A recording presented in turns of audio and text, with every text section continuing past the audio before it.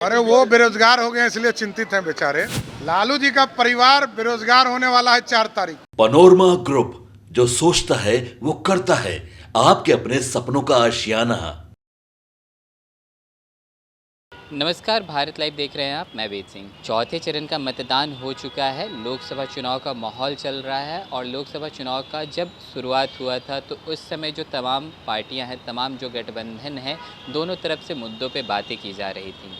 मुद्दे मतलब दोनों तरफ से कहा जा रहा था कि बेरोजगारी, शिक्षा व्यवस्था, स्वास्थ्य व्यवस्था, इन सब तमाम मुद्दों पे बातें चल रही थी। लेकिन बीच में मुद्दों पे से जो राजनीति है वो भटक कर सब जातिवाद के तौर पर चले गए। जातिवाद का भी मामला हमारे सामने नज़र आया।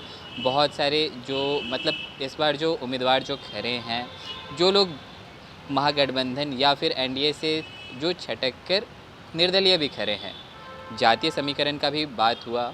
लेकिन इस बीच फिर से जो माहौल था जातीय समीकरण से घूमकर फिर से मुद्दों पे आ चुका है।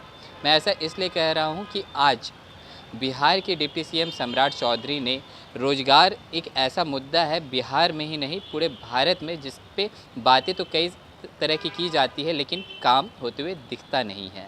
तो इन्हीं सब तमाम मुद्दों पे आज जब हमारी बात हुई सम्राट चौधरी से, बिहार के डिप्टी सीएम हैं, तो उनसे उन्होंने क्या कुछ कहा कि जो मुद्दा जो अभी चल रहा है रोज़गार का, शिक्षा का, इस पे फिर से उन्होंने कटाक्ष किया है। तेजस्वी यादव ने कहा है कि हमने 17 महीने वर्सेस 17 साल का उन्होंने मतलब बात भी ये जो है बीच में दिखा था हमें। उन्होंने गिनाया था कि जब वो 17 महीने तक जब बिहार में काम किए थे तो उस समय उन्होंने रोज़गार दिया था।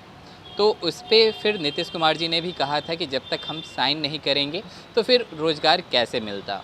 तो इसी पे अभी जो रोज़गार का जो मुद्दा है वो एक ज्वलंत मुद्दा बनता हुआ दिखा है हमें। इस बार जो चुनाव का जो माहौल है इसमें रोज़गार एक अहम मुद्दा बन चुका है। इसी पे तेजस्वी यादव जब लगातार कहते हैं कि प्रधानमंत्री नरेंद्र मोदी कुछ समय पहले पटना आते हैं और यहाँ से रोड शो करते हैं, तो रोड शो करने के बाद लगातार बयानबाजियाँ जो काफ़ी तेज़ भी हमें होते हुए दिखी। तेजस्वी यादव ने कहा कि प्रधानमंत्री नरेंद्र मोदी रोड शो करें या एयर शो करें, हमने तो जॉब शो किया है। तो इसी पे आज मतलब बिहार के डिप्टी सीएम सम्राट चौधरी ने कहा है कि बेरोज़गारी पे उन्होंने बोल दिया है कि बेरोज़गार मतलब जो भाजपा जो है वो बेरोज़गारी बढ़ाती है। इसी पे इन्होंने डायरेक्ट तेजस्वी यादव पे कटाक्ष करते हुए क्या कुछ कहा, पहले चलकर आप इस वीडियो को देखें। बेरोजगार कर दिया है देश के युवाओं को, प्रधानमंत्री राय लेनी चाहिए। अरे वो बेरोजगार हो गए इसलिए चिंतित हैं बेचारे। लालू जी का परिवार बेरोजगार होने वाला है 4 तारीख को, इसलिए चिंतित हैं। लालू जी का परिवार 4 तारीख को पूर्ण रूप से बेरोजगार हो जाएगा। अध्यक्ष जी, ममता बनर्जी ने कहा है कि इंडिया गठबंधन की सरकार बनी तो हम बाहर से समर्थन करें। अब उनका मन है, पहले सांसद तो जिताएं, सांसद पहले जिता लें तब तो बात करेंगे। तो जैसा कि अभी आपने देखा कि किस तरह से सम्राट चौधरी ने डायरेक्ट तेजस्वी यादव पे कटाक्ष करते हुए कहा है कि बेरोज़गारी भाजपा नहीं बढ़ा रही है, खुद तेजस्वी यादव और लालू परिवार जो है वो खुद इस बार बेरोज़गार हो जाएंगे। 1 तारीख को पटना में पाटलिपुत्रा और पटना साहिब लोकसभा सीट के लिए चुनाव है। चुनाव के बाद फिर सीधे 4 जून को हमारे सामने रिज़ल्ट दिखेगा। रिज़ल्ट के बाद वो लोग खुद बेरोज़गार हो जाएंगे। ऐसा मैं नहीं कह रहा हूँ, ऐसा डिप्टी सीएम सम्राट चौधरी का कहना है। उसके बाद जब उनसे पूछा गया कि ममता बनर्जी की तरफ से एक जो बयान है वो हमारे सामने निकल कर नज़र आया है। कहा जा रहा है ममता बनर्जी की तरफ से कि वो महागठबंधन को बाहरी तौर पर, अगर महागठबंधन की सरकार बनती है तो वो बाहरी तौर पर वो सहायता करेंगी। तो उसी पे सम्राट चौधरी ने कहा है कि पहले वो अपना सांसद तो जितवाएं, उसके बाद सपोर्ट की बात करें। तो अभी देखने वाली बात ये है कि जो तमाम जो पार्टियां हैं वो लगातार मतलब अपने दमखम दिखाते हुए दिख रही हैं। महागठबंधन एक तरफ कह रहा है कि बिहार में 40 की 40 सीटों पे विजय हासिल करेंगे, वहीं दूसरी तरफ एनडीए से प्रधानमंत्री नरेंद्र मोदी जी क्या इस बार तीसरी बार हैट्रिक मार पाएंगे?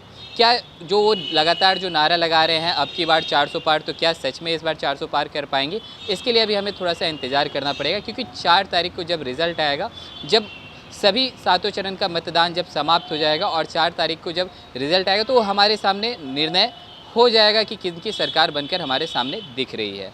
तब तक के लिए हमें थोड़ा सा इंतज़ार करना पड़ेगा। और मैं आपसे बस एक अनुरोध करना चाहता हूं कि अपनी कमेंट और अपनी प्रतिक्रिया को आप हमारे कमेंट बॉक्स में लिखें। तो और भी ऐसे तमाम खबरें देखते रहने के लिए आप जुड़े रहें भारत लाइव के साथ। धन्यवाद। पनोरमा ग्रुप, जो सोचता है वो करता है। अगर ये वीडियो पसंद आई और वह बिहार के राजनीति और बिहारियत से सरोकार रखेनी तो सब्सक्राइब बटन दबा के चैनल के सब्सक्राइब कर ली। ओजे एगो घंटी बा, ओकरा बटन दबा देला से कुल सटीक और मारक खबर रुआ मुफ्त में मिल जाई। अगर रुआ पत्रकारिता के हमनी के नया प्रयोग में सहयोग कर चाहतानी तो ज्वाइन बटन दबा दी। पेटीएम नंबर नोट कर ली 9386816700। धन्यवाद।